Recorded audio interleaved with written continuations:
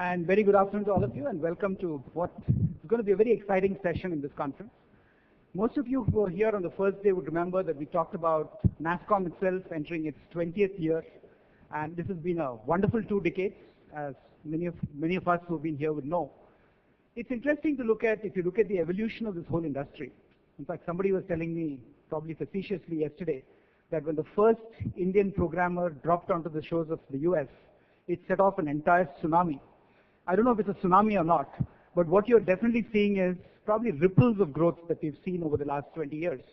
Right from, I think, people adding tremendous value to organizations like Microsoft, IBM, Oracle, moving towards what all of us know, the offshore boom, probably because of the Y2K and probably before and after that.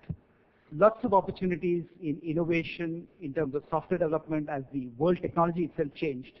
And over the last few years, we've seen a number of new ripples forming on that little wave that got created. Ripples like what you heard over the last 2 days, remote infrastructure management, independent testing services, of course the emergence of one more tsunami, which is our business process outsourcing and KPO industries. So I think it's all there.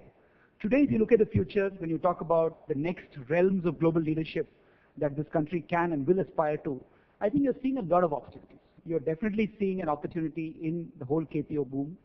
You're definitely seeing opportunities where we come much closer to our customers in terms of understanding the processes and the domains that they're specializing in. And of course, seeing opportunities in terms of innovation.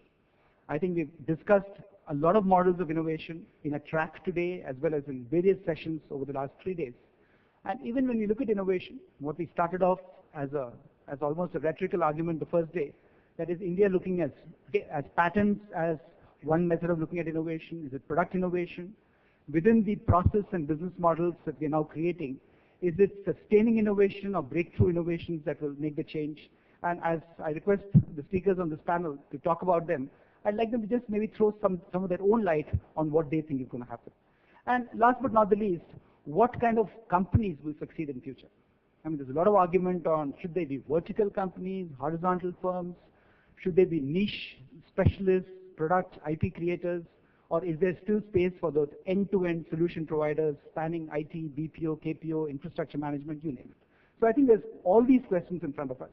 And one of our goals in designing this session was to make it your session, which really gives everybody an opportunity to ask questions.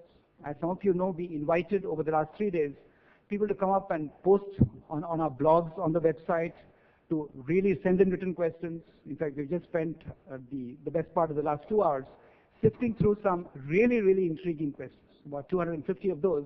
And we've actually chosen 10 from that group, which I will ask the panel as they finish their little comments in this session. And then we'll throw it open. I mean, as long as you want, we are here to answer any other questions or issues that you may feel. And don't forget, all of us have a common agenda, taking India to the next level of global leadership. That's really what the session is all about. I'm going to start with requesting each of the panelists to share their views in 5, 6, 7 minutes on some of the themes I alluded to and any other things that they would like to comment on.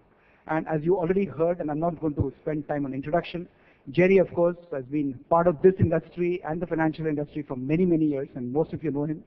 And Leo, again, very much a consultant at McKinsey and now with Warburg, and really pioneering lots of initiatives that we look at in private equity.